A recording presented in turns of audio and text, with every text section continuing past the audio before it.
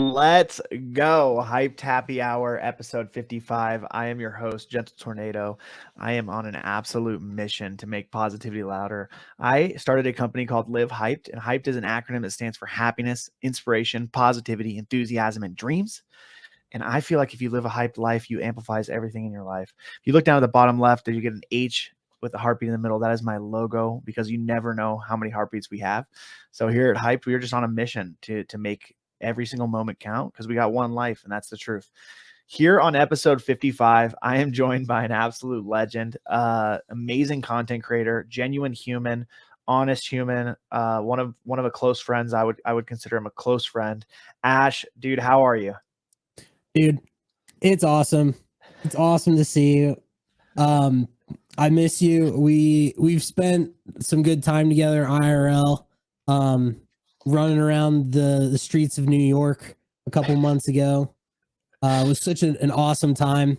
Would not believe how many people I was walking around New York with, and like it would just be you and me, and then everyone would just like be on the other side of like the road 8 miles away, and they'd just be like, "We're riding," and I'm just like, I'm irrelevant. So, but yeah, I'm grateful. I'm grateful that you're here. Listen, we started off with what we're grateful for today. So, what are you grateful for today? Well, I'm grateful that I woke up for sure. That friendship, opportunity, being able to not have to work a regular 9 to 5, chase dreams. Grateful for all that kind of stuff. Let's go. Absolutely love it, dude. It comes down to we woke up, man. I think yeah, I think that's what I've been leaning into. You know, I've had some rough times, I think, through the market lately, and but we just keep going. That's it. So what we do is we start off with an origin story. So I want like a 2 to 3 minute, like, who is Ash Robin? Where did you come from? Tell me about your childhood. Tell me up to now, and tell me where we're at now. So give me the whole story of who you are. Tell the people listening what you're about. So first, I want to say that I love your new setup. Like I'll start by saying that. Not answering the question by any means, but I love your setup. I've been watching your podcast with a lot of other guests that are that have huge platforms, way bigger than me. And I remember when you were doing these sitting outside. We could talk about that after. But yeah, so origin story. So I'm Ash. I guess we could just start from college. So I graduated from college in 2018. Right after college, didn't really know exactly what I wanted to do. Started streaming on Twitch. So shout out to everybody that is that's on Twitch right now because I decided to stream to that. Was streaming for a couple years. Also working my Web2 job. Was working for a Fortune 500 media company, and through streaming on Twitch, I actually got introduced into NFTs and Web3. Some dude was shilling me something that I think he got paid to shill, like in August of 2021. That's kind of when I got into all this, and then just decided to shift from streaming on Twitch, which was like primarily Fortnite stuff, to making content in Web3. And then from there, I quit my Web2 job, started working as a community and collab manager for some Web3 projects. One of them being how I met Danny Phantom, who's one of our other really good friends. We actually met because we both got a job working for Crypto Bats. He was community manager. I was collab manager, job of a lifetime.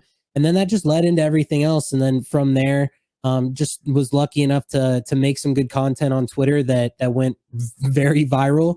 And as a lot of people have like come and gone, I've just stayed consistent, had my ups and downs, but super happy to be here in this position to not only work full-time in Web3, but make content, hang out with people like you. I mean, we've talked about this offline a lot. Like, you've motivated the hell out of me. There's a lot of good people in a space that may be rampant with, I guess you could just say, ill intent sometimes, but for what it's worth, like, there's a ton of opportunity here. And so I guess that's like kind of my like high level origin story post high school. Like, we could get into like the before high school or before college stuff, but that's like I like to think of it like as my life is split up into a couple areas, and like it's pretty much like after college ended and then like right before college ended. I Well, I love it. I love it. And I want to get into the before college. So you know what? Like I want to get into the dirt. Like I want to know what you came from, because that's kind of the whole, you know, everything behind this podcast is like we want to talk about the journey, and I want to know about your beginnings, if they were rough or what they were like, or yeah, like I would love to hear that. Okay. So I'll try to keep this as brief as I can. So I'm an only child, was born to my mom and dad, who my mother is like the best woman on earth. My dad was really smart, and he and I, we really butted heads, but they got divorced when I was like 3. And so what I will say is that um my family, like my mom and dad, always had jobs, so we were, always taken care of. And I just remember living like the typical, like, I would wake up, like, go to school. um I was able to get like toys and stuff that I wanted. Wouldn't say that we necessarily like struggled in terms of like that sense. My mom worked really hard. Like she worked like the entire time I was a kid, and I always knew that she was working. So like I always had babysitters and stuff. And it was kind of tough because didn't have any siblings, but my father and I, we had a very off and on relationship, and I feel a certain type of way about that because he did actually pass away a couple years ago, and I hadn't seen him for a little bit before that. And it wasn't until like I got a call from his wife where she told me that he had passed away, and it really hit home. So yeah, I mean, I definitely got bullied when I was in school, played sports, had a ton of anxiety, had a hard time like talking to people, was very self-conscious, had a couple like really good friends. And I just kind of look back at everything and I say that everything that I went through was definitely just like a step into that next thing. Like everything really did happen for a reason, because it was like one thing would happen and I'd be like, this really sucks at the time, and it would then open a door for something in the future. So yeah, I mean, I guess that's like the best way to put it. But I definitely had a good childhood. Um, was fortunate to have my mother, who is very loving and took care of me, and she was the one that really pushed me to not only have confidence, but also she just made me feel safe. And I give a lot to her because once again, like she worked her ass off to provide for us, and she always made sure that like I was taken care of. So that was something that I was like, super super happy and fortunate for. I love that, dude. Moms are the best. I'm grateful that you shared that. What was it like? Tell me a little bit about your dad's situation, as far as like, how do you look back on that situation where you didn't talk to him for a while? Like, what is that like? Is that something that, you maybe wish you would have talked to him more? Or is it like, no, you had voiced to him, how you felt, and he was just not willing to fix the relationship? Because, I've had definitely some issues with family in the past. And as long as, for me, is like, as long as I voice it to them and put an effort, like, I don't know if I'd have regrets, right? Because like, at least you've said what you've wanted to say, and you didn't like hold anything back. So my dad, he would like almost go out of his way to make things harder on my mom and I. And as I got a little bit older, I noticed that like the behavior. And my dad he always used to say, like, I don't care if you like me as long as you respect me. And that was like a big thing for him, that he really didn't care to be my friend. We did have like a lot in common. So, I don't really talk about this much, but like, this is a pinball machine. And my dad's hobby, like when I was born, my dad was collecting pinball machines because when he was a kid, he used to go to the arcade, and he like they just had pinball machines at the arcade like back in the 60s. And so he would collect a lot of the games from his childhood and stuff. And so then got into like I got into it like as I got a little bit older. So now like I collect pinball machines and stuff. And that was really like the thing that held us together. I think that it was just hard because nothing that I ever really did was good enough for my dad. Like he would always like dangle things in front of me. Like if I didn't get certain grades, like he'd get mad at me. And then when I did get good grades, like it wouldn't have been enough. And so without getting like too personal, like on a recorded like video, there were just a lot of things that happened where he didn't have to do it, but he did it like out of principle. And I think it was because he was trying in his own way to like mold me into being the person that he thought that I should be. But he was very traditional, and I don't think like, even with what I'm doing now, I I make a living in web 3. Like, I've got my group, I've got a couple of jobs, I have a startup, like I'm doing okay. And I think that even still my dad would not approve of this at all. Like, I don't think that he would just, if it's not you sitting at a desk and working your way up a corporate ladder, which, as we know, that doesn't really necessarily happen a lot anymore. We do find out that now, like, even for you, right? Like, you used to work at Snap-on, then you decided to go do this. You actually, if anything, had a stint at your job that was a lot longer than people generally have jobs at these days. But even me, like, my job that I had out of college was the only job that I ever held, was with a huge company, worked there for 3 years, only thing. But we see now, like, people that left crypto, maybe they went and got into something else, maybe they're trying different things. And I think that we see that a lot. So I think that to answer the question like a little bit deeper, is that I think that there never really would have been that moment where my father and I would have like really.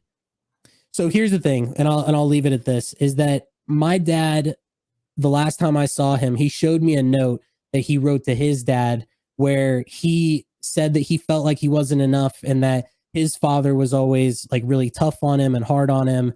And he always felt that he wasn't good enough. And my dad did the same thing to me. And he actually told me, he's like, I don't want this to be us. And then subsequently decided to continue letting that be us.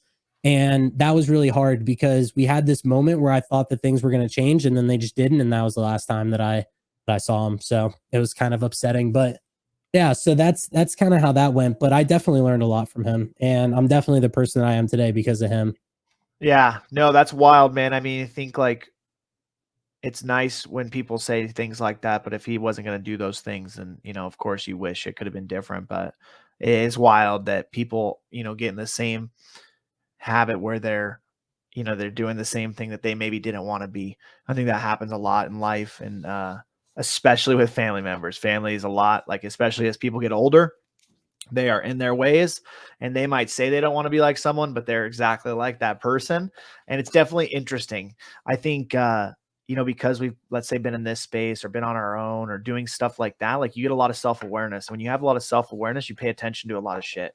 And like, yeah, I just, my wife has amplified that so much for me, where my self-awareness is just like, I'm always on one, because especially because my kids, like, I gotta be on one because they're crazy, like, they're everywhere.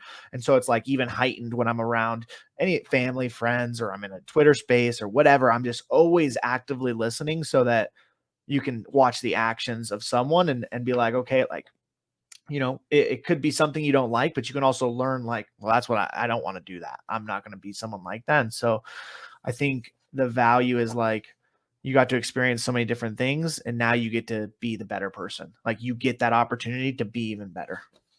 Yeah, I think you nailed it on the head. And for you, like, I don't know like entirely your backstory, but I could imagine that the stuff that you went through, like, you're implementing it into being a father, because you have 3 kids. Like, I mean, we're the same age. You're, in terms of like kids and everything, like, you're way ahead of me, because like I don't have kids, obviously. But yeah, whenever I do end up having kids, I will absolutely. I already know what I'm gonna do different, but I mean, I even have a dog. I know it's not the same thing, but like, I know how I treat him, and him and I are like best friends. And I think it's like a little bit of a precursor, because like I would do anything for him. I never yell at him. I always take care of him. And I just know that like if I have a kid, same kind of situation for sure.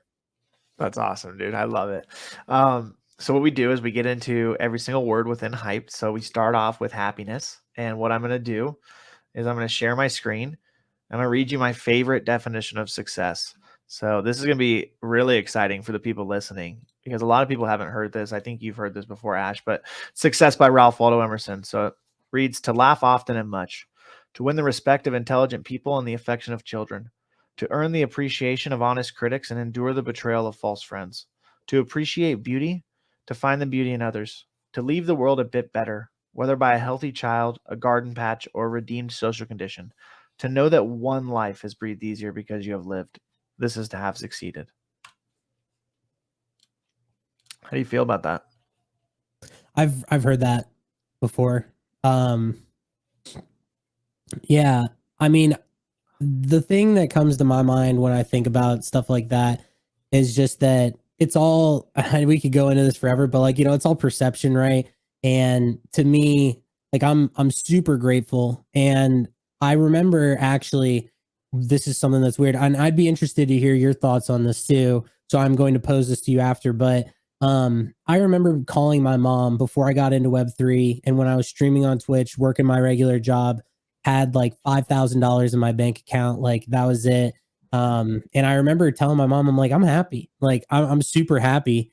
And now like things have changed in like a really big way. Like, I've gotten a lot of jobs. Like I make more money now than I did at my corporate job. Like I've saved, did well trading and that kind of thing.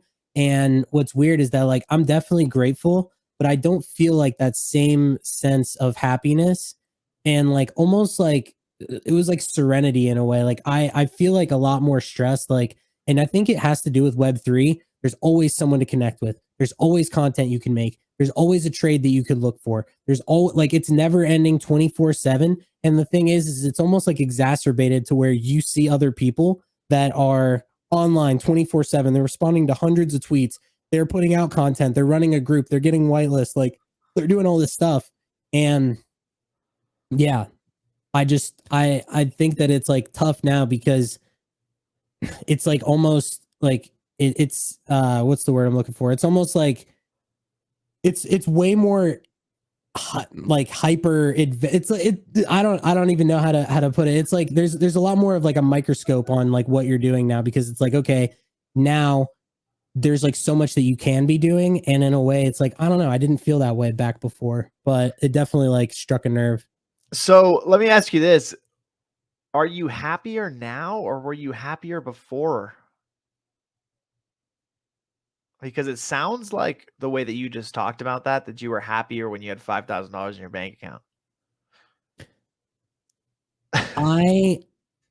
I just there's one thing, and I know that you know about this, but you see like tweets about people that make like crazy trades and they make a lot of money, and I just think that like I think that like as you progress in life, the things that make you happy, I think they change to where like when I was happiest, like I had an apartment, it was like all my own and I liked it. And it's like now I feel like part of it, I'm just like, man, like, I'd really like to have a house. And as you know, like the economy is really bad. And it's just like, I don't know, like to answer your question, like I think that things have changed. And I think that like as you get older and like as you see success, like that whole thing about like you wanting more, like I think that's what it is. It's like you're constantly chasing like a higher high. And I think that like it just takes away from like just your general happiness. Okay. All right. Well, we're gonna get deep in happiness. So that was like a prep question. The first question under happiness is what is the happiest moment of your life so far? The happiest moment of my life, I think it was hmm, that is a tough one. I think it was the day that um I think it was the day that Crypto Bats sold out. Probably that day.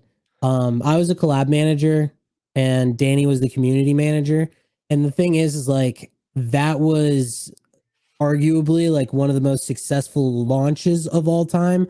Now I wasn't a founder. I was like I wasn't on the team a month later, but that was one of the biggest launches of an NFT project like ever, and I was a part of it, and it's what like really set off the rest of my career. And me getting that position was like so random and so lucky. And I just remember that day, and I was just like, okay, like I finally like because everything in life, it's like you go out and it's like a video game. Like you put yourself in positions to be successful, and then boom, like eventually one day, like you have that moment where you're like, oh, like I did like I went out and I did something that like is really cool. And that's kind of what that was I think it was that day.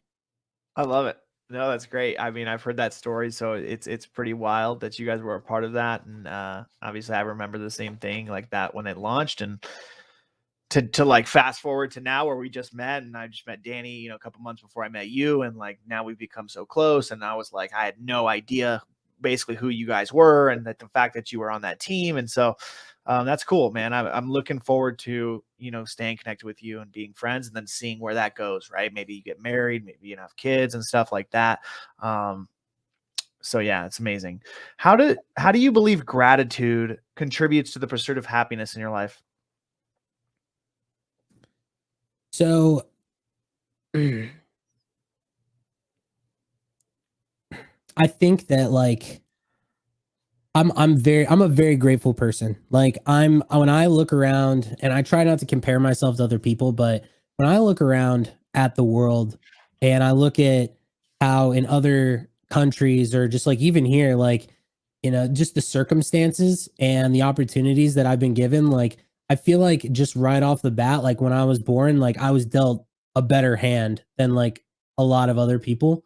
And so to me, like even like the other day, I was, you know, I opened Pokemon cards with my girlfriend, and we didn't really pull anything good, but we spent like $100 on them. And we drove by, and there was like a woman and her kid that were like on the side of the road.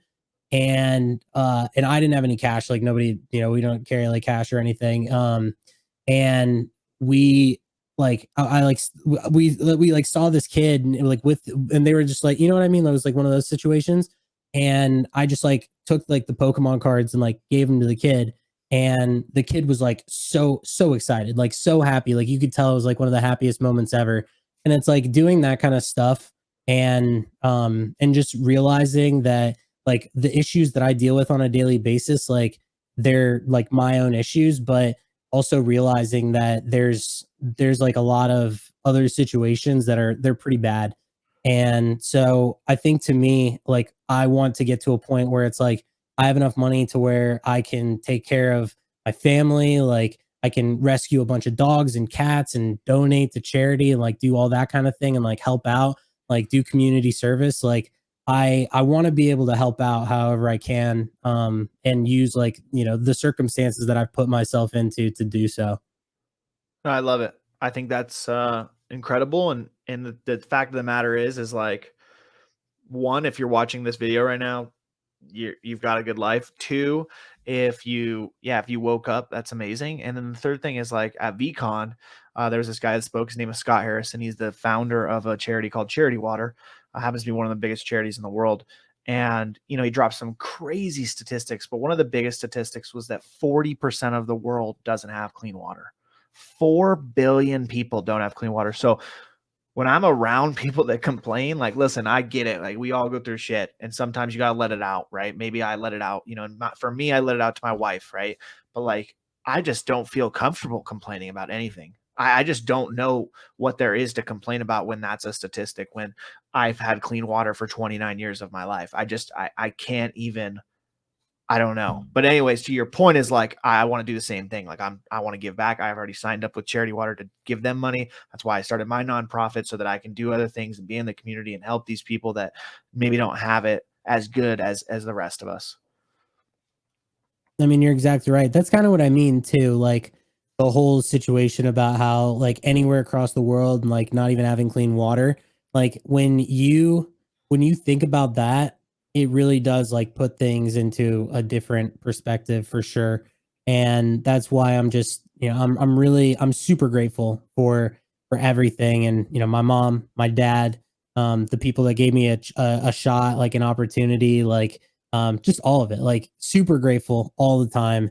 And that's just kind of like how I am. And I just know that like once again, like I do it now, but I'm always one to pay it forward, always. That's awesome, dude. I love it. How do you balance pursuing your own happiness with considering the happiness of others?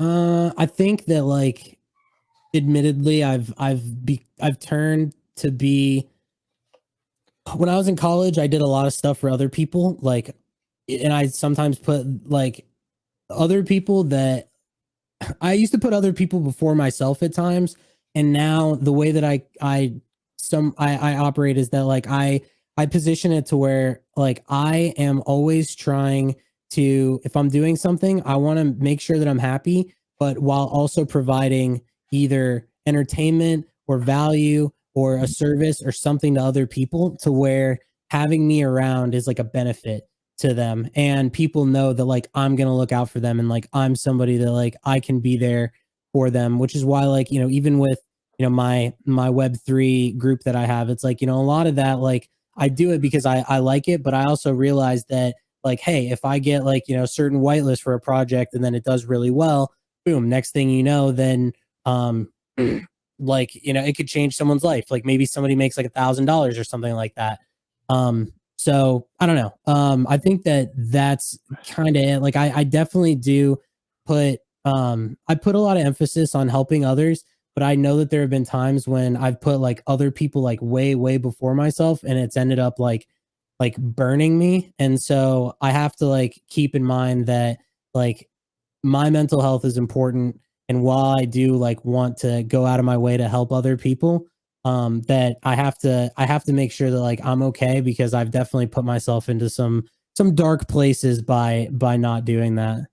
No, I love it. Listen, here's the deal. If you're not okay, you can't help someone else. And that's just the truth of every scenario. And so a lot of people want to help other people, but they're not doing good. And so then your help is not as good as it can be. And so I think that Right. was incredible perspective. So how has your perspective on happiness evolved and changed over time? You kind of touched on this at the very beginning, but I kind of want you to go deeper of like how has your happiness changed over the life of like where you're at now?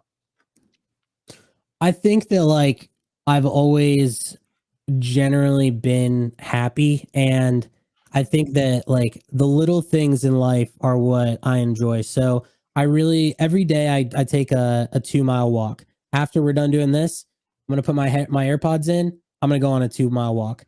I really enjoy the time where it's just like me and my dog listening to music. I really love going down and sitting down for a meal, not even an expensive meal, $10, whatever, doesn't matter. Like I love eating, and I just think that like I'm not personally afraid of death at all. I don't think about it.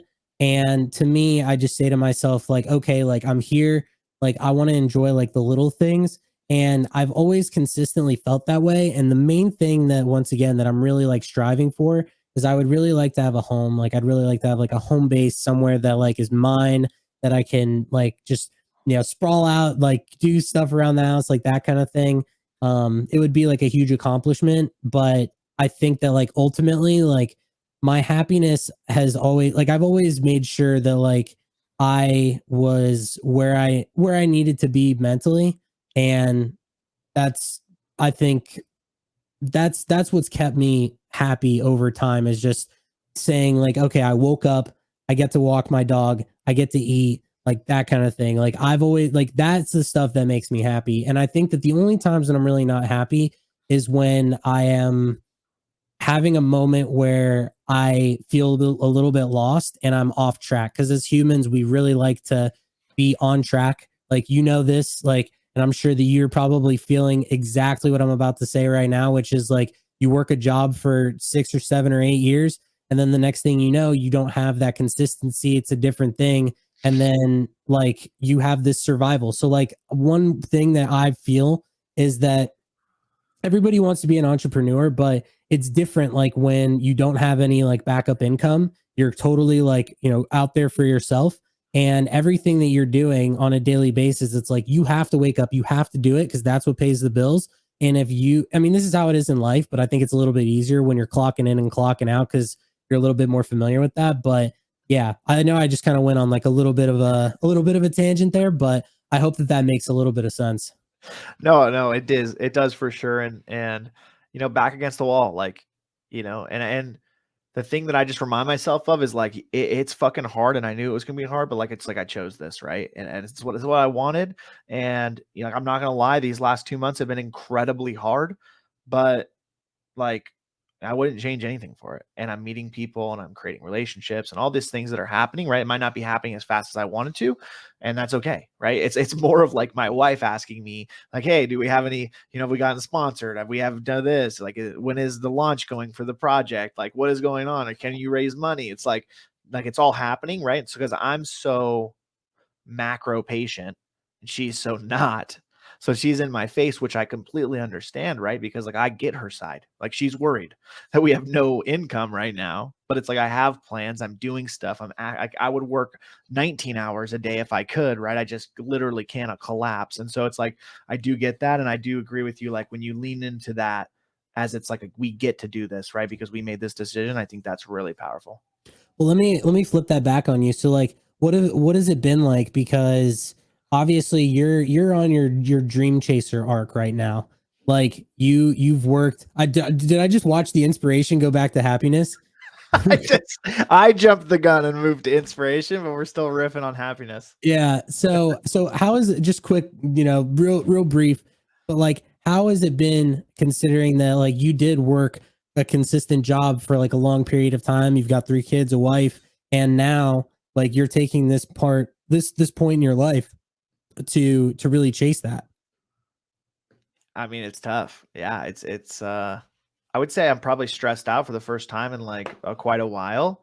And it's an interesting stress because I don't really do stress, but because you know, I have the family, right? Like that's the thing is like I'll sleep in the fucking sewers, but like I'm not gonna let my kids sleep in the sewers. And so it's like it's almost like, you know, I just this is a funny thing. So I'm pretty much like 150% or nothing. Like I don't that's like one of my best traits, one of my worst traits. And so I've obviously had to balance that with being married and having kids. Like I can't be 150% in everything. And so I haven't played a video game in 3 years, right? I Same. can't because like I want to if I'm gonna play, like I want to play. And so doesn't mean I want to be the best. It just means I want to be you know in that game. And so Diablo 4 just came out. I grew up playing Diablo, and I was like, you know what? Like maybe I'll play Diablo one night a week. Like I think if I can play Diablo one night a week for like 3 hours, like that's that's okay. Like I'll let myself be okay with that, taken away from the business, taken away from the foundation. And so I did. I have done that, and I've played with my best friend who's never played Diablo, so that's incredible. But it's still tough, right? Because I'm still judging myself on like I could have spent 3 hours working on the foundation. But it's like you have to have those things. You have to have those outlets that keep you healthy in your mind. So to answer your question in a roundabout way, like it's been really hard.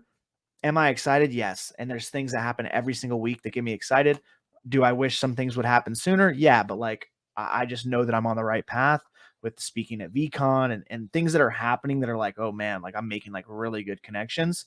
And so it's like a combination of not judging myself for certain things that aren't happening yet, but also like celebrating myself for the things that I am accomplishing. So it's like a really weird balance.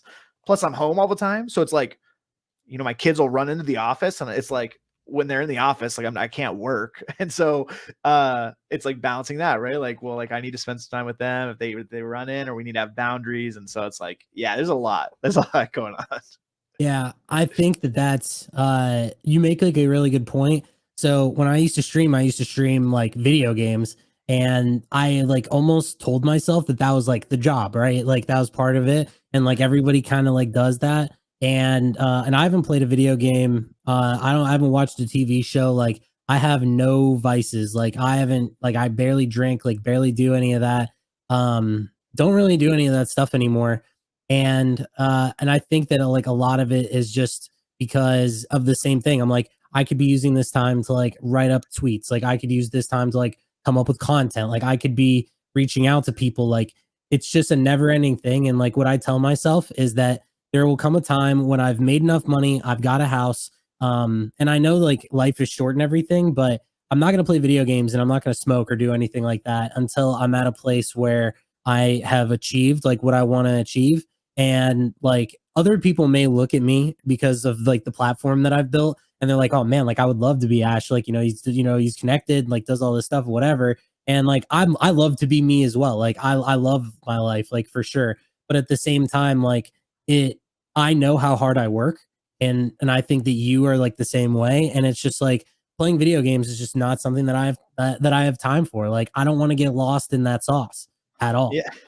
So the way that I justified it to myself, and you'll love this, is like I'm not gonna stream it, but my best friend will stream it on his end because like that's what he wants to do. But I'll just film it and then I'll just produce content. So it's like, you know what? Like I'm gonna get content once a week for 3 hours, and maybe it's Gentle Tornado After Dark. Like I don't know what it's gonna be like, but at least I'm doing something more than just playing the game. And for me, I was like, this is kind of, it's kind of interesting because it's a spin on it, and it's a spin on my content, and it's a spin on stuff that I could do because like, I mean, this, like when you document and not just create, like you get crazy stuff. Like you might say just like you might have the most meaningful conversation playing Diablo 4 at night with your best friend. And if you catch that on video, like that's it. Like that's kind of the whole thing with like, for me, right? I'm more like you're more of like the clip style, like you do the skit and stuff, and it's incredible because that's how your mind is like. I don't know how you think of these skits. I'm like a document. Like I want to document everything, and like I just know that in that, let's say 5 hours of documenting, like there's going to be heat in those 5 hours. And so like for me it kind of works like, okay, I'll just film it and see what we talk about, because we're probably not going to talk about Diablo. We're going to talk about like our lives because it's my best friend. Plus like if we bring people in, right, like Danny Phantom comes into an episode, Ash comes in one Monday night, we play, and it's just like we're just shooting the shit. Like you just never know. You know what I mean? Yeah. Yeah, I mean, a lot of the best like video content for gaming has really nothing to do with the games. It's more of like the conversation or like the situation that's happening at the time. So, yeah, I mean, and I think that's like what a lot of people do is they say like, "Oh, well, I'm not going to just game, like I might as well stream it." That's kind of like what I did as well. My big issue is that like I didn't do what you do. I did not do what you do, which is go out of my way and to like reproduce clips and like that kind of thing. Like that was super important. But also like when you stream gaming and stuff like that, you can work your ass off. A lot of it comes down to luck. It's all about hitting that right video at the right time. I mean, life is all about like positioning yourself, luck, that kind of thing. And so anyway, yeah. I love it. Let's get into inspiration. We can talk about that for another hour. So, what's one lesson in your life that you had to learn the hard way? Um, I think like the biggest thing is to don't let anybody from the outside influence your decisions. Like I think that's the big thing, especially on the internet. Um, if you know what you're doing and if you have good intentions, like I think that like especially in the NFT space, like I know that we're not trying to go down like this stuff, but like because you want to be like a very like non NFT style like podcast, but there are some people like your Zagabonds for example, right? Like dude got flooded into the ground and he just said screw all you guys, like I'm not resigning, I'm going to keep going, and now everybody they treat Azuki as if it's like one of the best projects in the world. And so I think that like one thing is that I definitely like at one point like I got some heat for just straight like BS, like jealousy, dumb stuff, and I definitely I let like certain decisions um like come out of that from me that I just shouldn't have listened to. And I think like that's one big thing. Specifics like we don't have to necessarily get into, but yeah, I just think that like especially like on the internet, if you're doing something that you really really believe in and you know that your heart is in the right place, do it and don't give a fuck about what anybody else thinks about what you're doing. I like it. I like it. This kind of leads into the next question. It doesn't have to be the same moment, but I feel like you're gonna have a good moment. You share a specific moment or event that sparked a significant change or a transformation in your life? Hmm.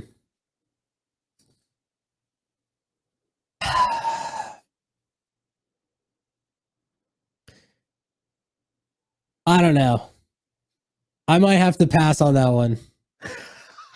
I might have to pass. I think like the biggest one probably was when I was in college, and I had really like tried to join a fraternity, and this is when I was a freshman. Like nobody wanted me for some reason. Like I don't think I really understood like how the process worked. But, like I wanted friends when I was in school, and I didn't get like picked to be in like in any of them. And there was like this new one that was coming to campus like the next year, and I decided to join that as a sophomore. And I was like super excited about that, brand new. I was like, I'll start something new. Like, why not? And there were 50 guys, like more than half of them were older than me. A lot of them were juniors and seniors. And they elected me to be president my sophomore year. And so I went from not finding a place that was already established to then like a new group of people coming together. And they were like, we want you to lead this, even though I was significantly younger. And one of the reasons is they were like, this guy's mature. We like him, but he's also going to be able to like he's going to be enjoying this a lot longer than us.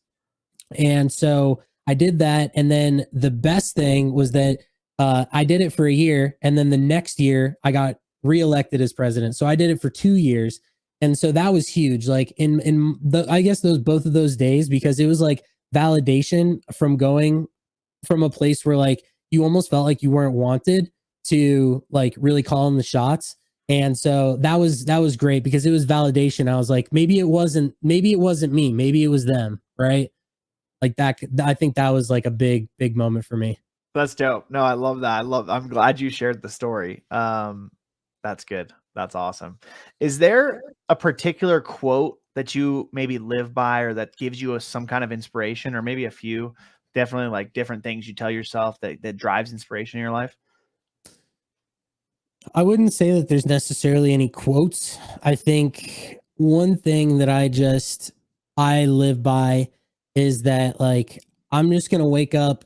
I'm gonna enjoy the things that I enjoy, whether it's eating, whether it's working. Like I like working, and I'm never gonna forget like why I'm doing it. Like I'm doing it for myself. I'm doing it for my family. And so yeah, I don't know. Like maybe quotes like off the top of the head, like probably not, but more so just like a way of life is just always knowing that every day that you wake up is just another special day, and just to keep crushing. Like that's really like the main thing that I can say. I know that's like kind of cliche. Maybe you have more.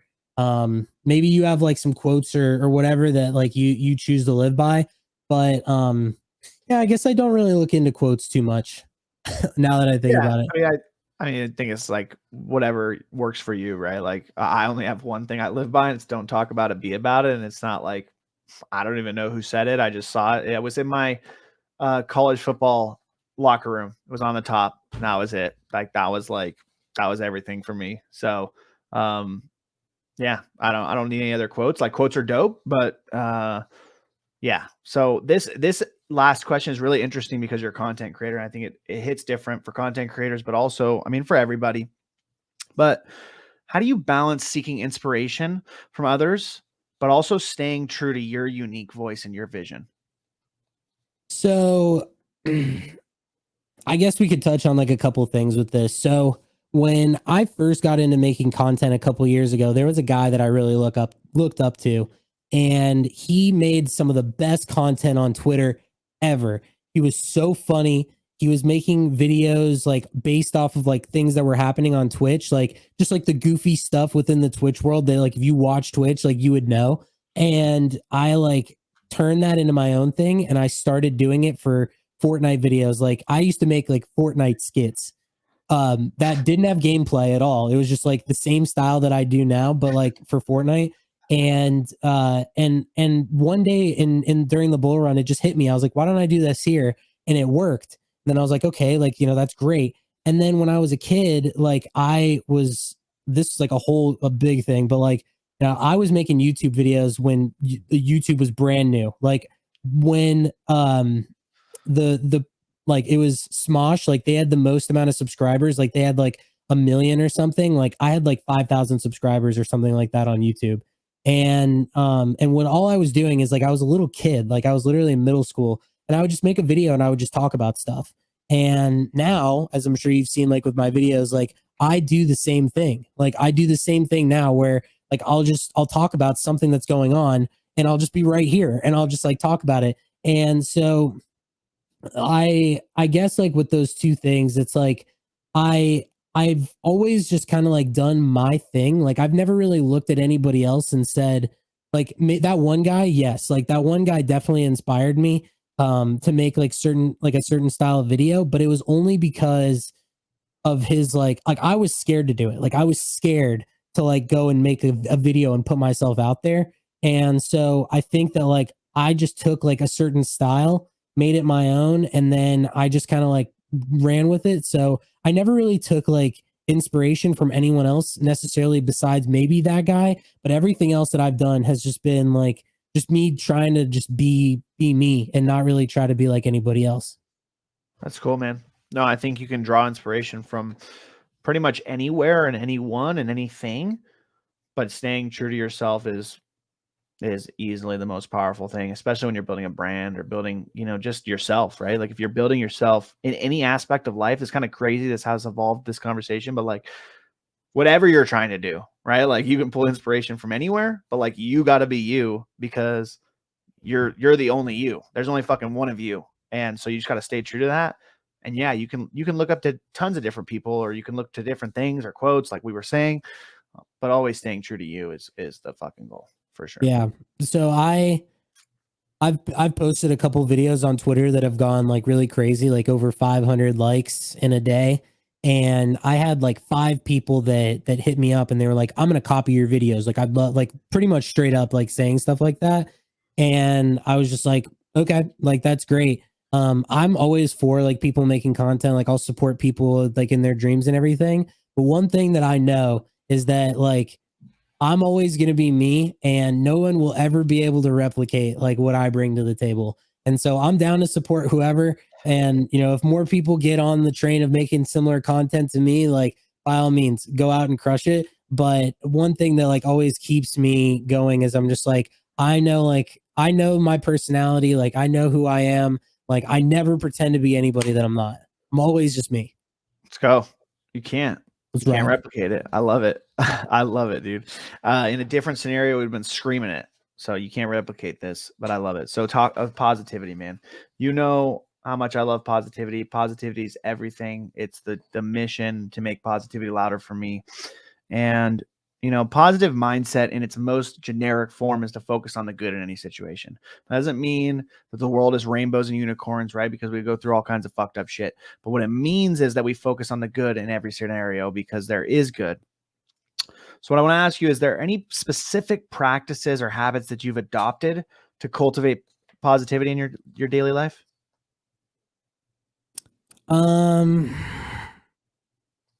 So having animals, I think that's like one big thing. Just always like kind of going around knowing that like you have people that are looking out for you. And then just like then just knowing that like life is so sweet. Like life is amazing. And I think that that's like a big thing that goes through my head like when I do really anything is I just say like life is awesome. I get the opportunity to do this. Like this is like it was like gifted to me. And so I think that like a lot of the way that I approach everything is that, like I don't have a temper. I never get mad about anything. Like if I break a glass or if I like spill a drink or if I do something that like is stupid and like because I mean I like a while like even when I was like a kid, if I were to do something like it was and if it was an accident, like my dad used to get mad at me, like if I broke something. And now it's just like I'll break something and I'll just be like, "You're a dumbass," but I don't really get mad. And like even if anybody else like around me like does something and like if somebody like else like spills something, like I'm just like, "Oh, like how can I help like make this better?" And so I think it's like a mindset thing, but I definitely choose to approach things in like that sort of way. And I just never get mad. Like I never get mad about anything, really ever. That's interesting. No, I like it. I think that's awesome. And the fact that you want to help other people too when shit like that happens, I think is great. Well, How do you how do you approach stuff like that? Because you have a bunch of kids. Like, how do you choose to like approach life in that kind of way? I would think it's interesting, right? Because like, yeah, like accidents happen and like, sometimes in the moment you'll want to like react as far as, maybe being angry at them, but you just reassure them like, hey, it's okay. Unless they were like fucking around, right? If they're messing around, then it's like, okay, we need to address this as like, hey, this happened because you were jumping off the couch and that's why your water's on the ground now, or the water's on the rug and the rug is ruined because the water was on the couch. You jumped off the couch, hit it with your leg. The water happened to be open. Like you have to like educate them. And obviously like my 4-year-old understands now, like he does get it. He's actually really smart, but like my 2-year-old is like, there's different tactics. And so I think where that translates into real life is like, I'm real patient, especially with my kids. And so that translates to real life where I just see other people are so angry. So many people are just go through life. They're so angry. They're agitated. They're in a hurry. And I'm just like, man, just slow down. Just be grateful.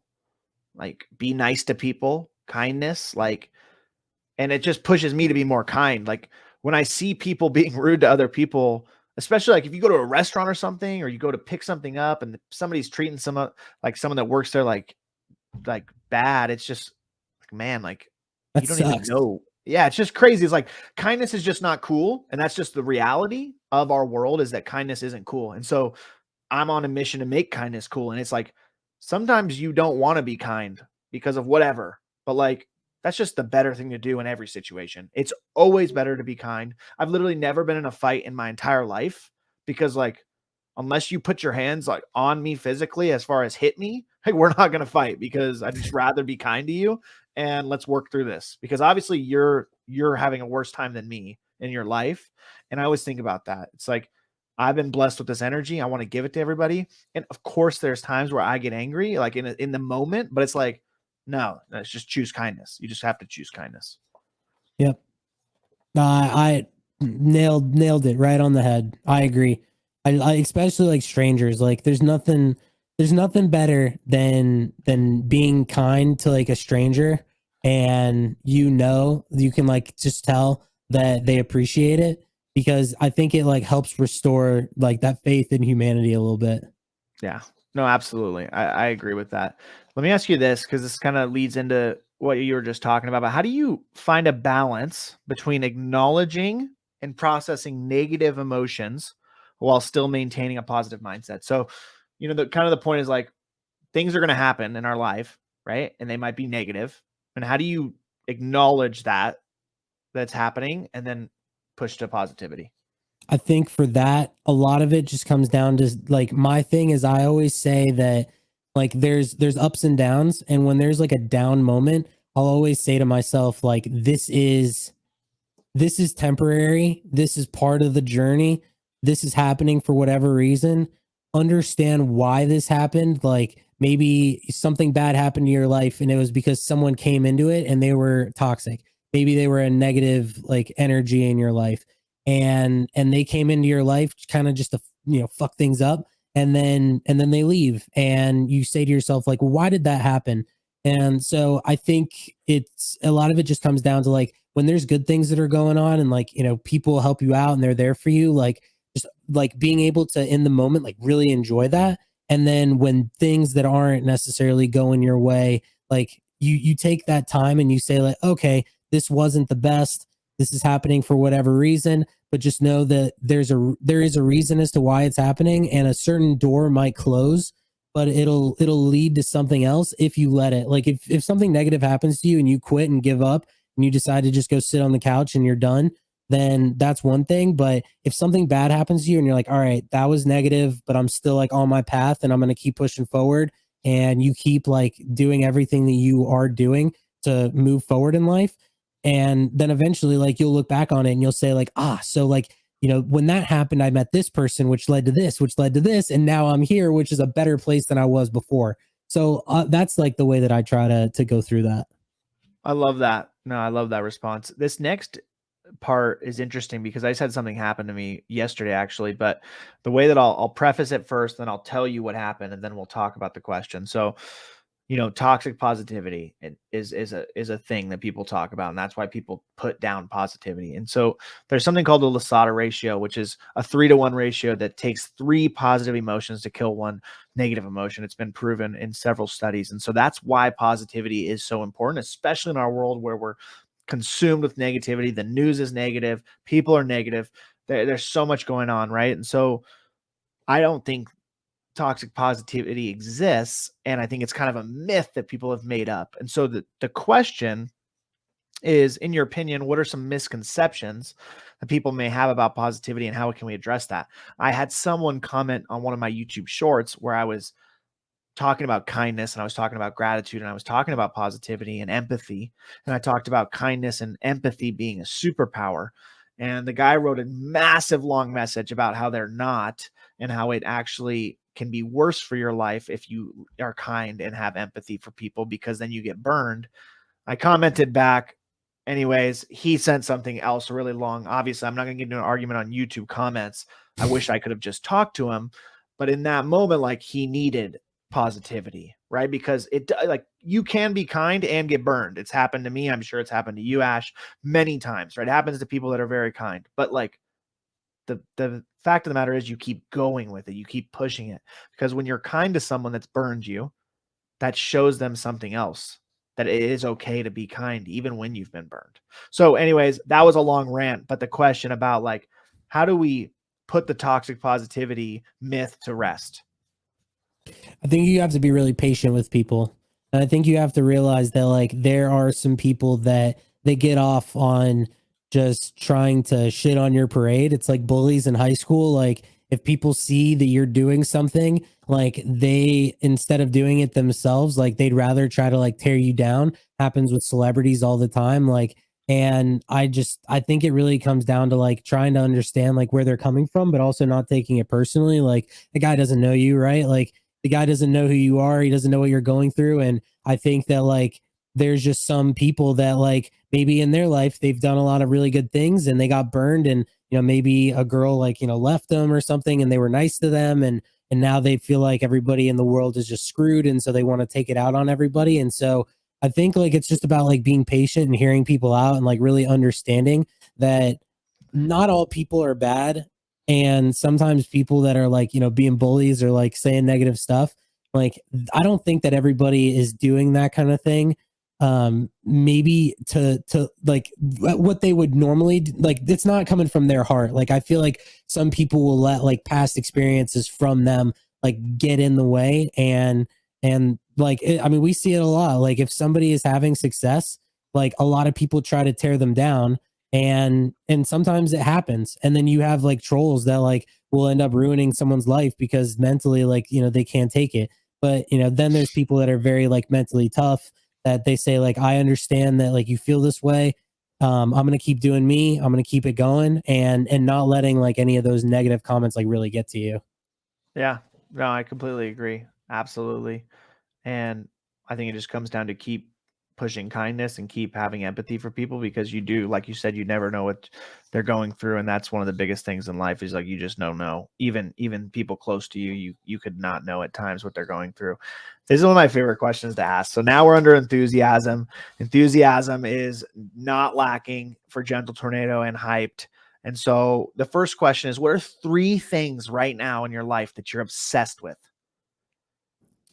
Um, working, the future, and and connections and networking. Let's go. I love it. What are some activities or hobbies that ignite your enthusiasm, and why? So I love Web3. I love pinball. I love running. I love hanging out with the dogs or the dog and the animals. I love watching content. Love spending time like talking to people.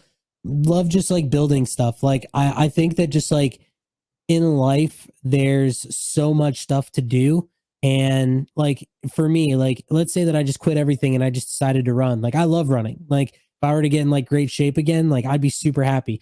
Pinball, like I love my pinball hobby. Like if I really just set everything aside and I said screw it, I'm just going to do that, I'd be super happy. If it was Web3, like if I just set everything aside and I said, all right, I'm just going to do this, like that's it. So it's just like, I got a couple things that like I really like. And I just, yeah, I would say this for sure that, if I didn't have like one thing, I would always be able to lean on another thing. Like there's always going to be more stuff that I would like fall into. Yeah. No, I love it. How often do you play pinball? I don't play a lot anymore. I think honestly, like I'm in this point in my life where I have like 15 machines in storage, back home, like, and I have two of them, like you kind of can't see it, but two more are wrapped up right here that I haven't unpacked. And what I'm almost doing is like I'm leaving that hobby aside for a bit because I don't have a lot of room to deal with it. And I'm just saying, like, I'm gonna work hard. Eventually I'm gonna get a house. I'm gonna set up all my pinball machines. I'm gonna have a shop. I'm gonna go take road trips. I'm gonna buy new ones. I'm gonna sell them. I'm gonna work on them. And so I don't really play a lot, but I definitely keep up with it. And I spend a lot of time on forums, but I've pretty much put like gaming and, like I said, like any sort of vice, like drinking or like anything like that, pinball, like I've put everything on the side, and all I do is make content, spend time with my family here, and work my jobs. Like that's pretty much it. I love it. And exercise. Yeah, I love it. No, that's cool, man. You're on a mission, so I love it. So before this last question, I like to talk about enthusiasm because I think the most powerful thing about enthusiasm, and this is probably a lot of the meaning behind my brand, is the energy that I bring. I think enthusiasm is so powerful because when you are enthusiastic about something and you get excited and you have that energy and you are surrounded by other people, you elevate those people, right? And so something that I do is I elevate people when I'm around them. I elevate them purely from my excitement. And so, how do you leverage your enthusiasm personally to motivate and inspire others in your personal or your professional life? I suppose like I take to Twitter for a lot of this, and I think it's just because like the way that I approach it is it's like if I can do something, like anybody can do it. And I try to empower people in a way that's realistic, because I think that a lot of people definitely want, they have like a handout and they're just like, okay, like, I just want things to be handed to me, and they wait for things to like fall into their lap. And I constantly preach that, like, if you want things, like you got to go out and position yourself well to where you can succeed.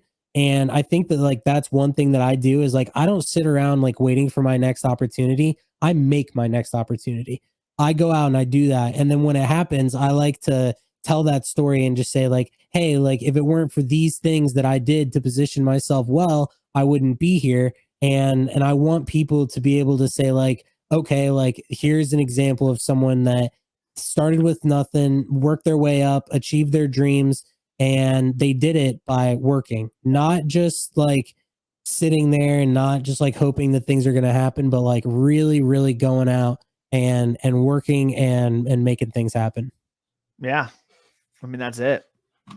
I love that you go and you make it happen and then you tell people about it. I think that's cool because then you can educate them and then get them excited. And that was kind of the whole thing. Yeah, and not in like a braggy way. Like it's not about that. Like I try not to approach it as like a, oh, look at me. I never talk about money. You'll never see me talk about money. I talk about opportunity.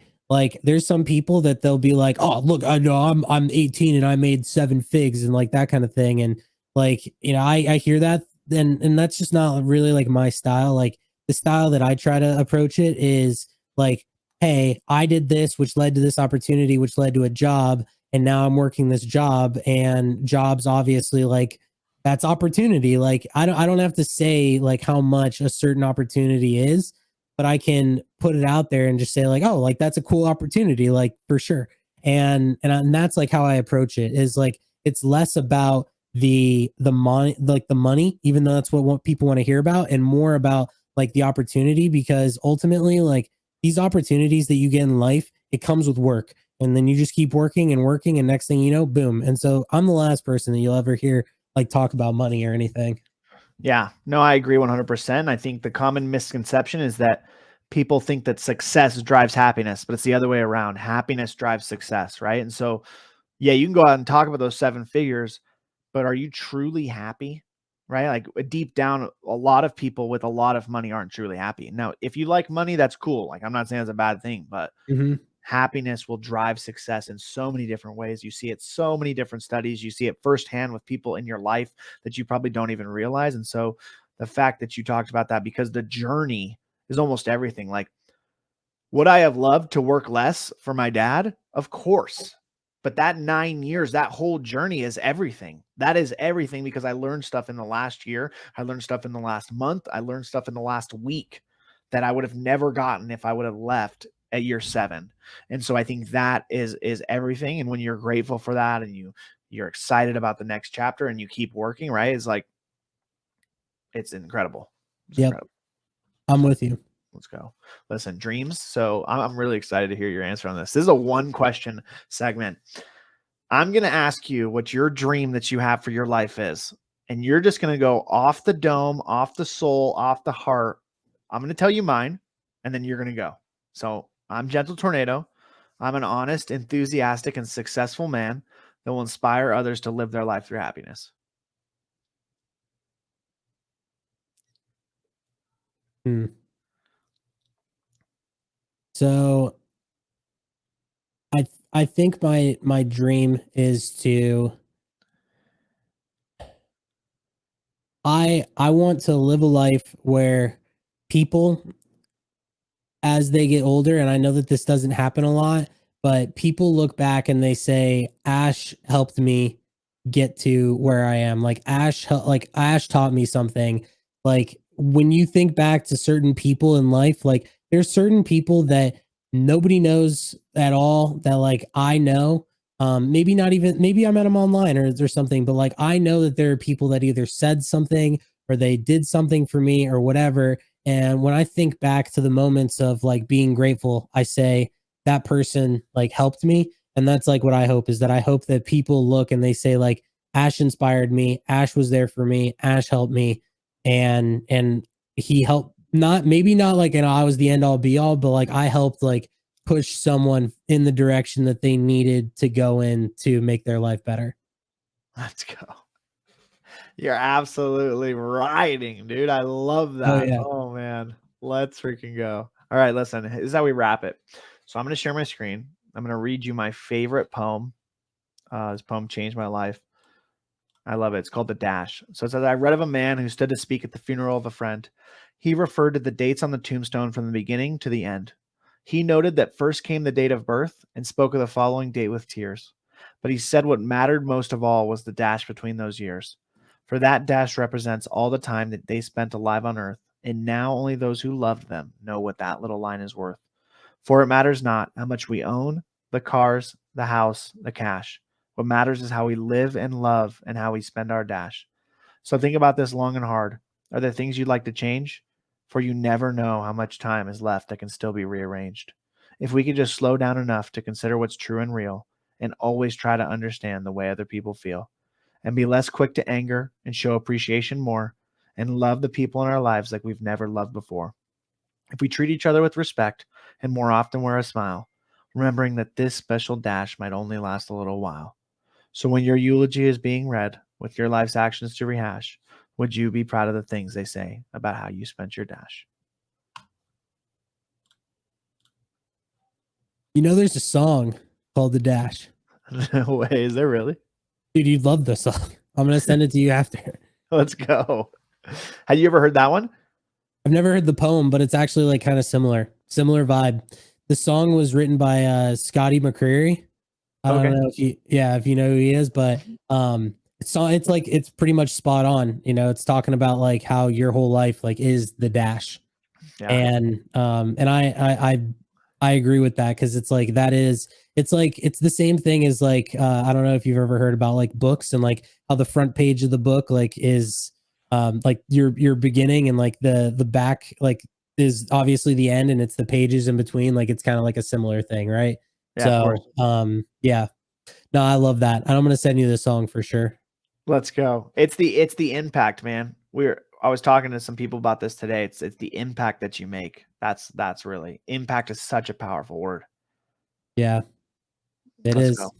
All right. So how we end it is you get to ask the audience one question, and then you get to do a statement. So your final statement can be whatever you want, and then you get to ask them a question. The audience? Yeah, not the live audience, but anybody that's going to view this, right? I mean, the live. Hopefully, the live people will answer. If not, that's fine. It's more for everybody else. I think the one thing is, that I would ask is, what are you doing today that will help you in your pursuit to where one day you look back and you say, I went out and I gave it my all and I achieved what I wanted to achieve because of what I did like previously in life. I know that's like a weird kind of question, but it's like, what are you doing today to reach the life that you want to live tomorrow? Pretty much. Let's go. Let's go. I love it. What's your final statement? Final statement is just that like I have a lot of love for you, and I'm excited to see where this podcast and content goes. I already know that you're going to get some incredible guests. I know you've had some incredible guests. I can't wait until the future where you're getting on like, people that are way bigger than me, and like a niche that is like, it could be like musicians, or it could be like actresses or movie stars or anything like that, and they have like the luxury, like they have the blessing to be able to be on your platform. Like that's what I'm looking forward to, because I know it's going to happen. Doesn't happen overnight, but you've already done an amazing job. I know that this is not the first time that you've done this, and I know that you've had like some amazing guests on, but yeah, that's what I want to say is I'm looking forward to the future of your journey. Dude, let's go. I really appreciate that. Listen, this has been Hyped Happy Hour, episode 55. I'm on an absolute journey to make positivity louder. Thank you to everybody that listened live, all of Ash's friends and homies. Do me a favor and drop down. If you look at the bottom, subscribe to my anything, right? To help me, do me a favor and do that. And we're just going to keep riding. We're going to keep spreading positivity, good vibes. And let's go. Thanks for coming on, Ash. Yep. Let's ride.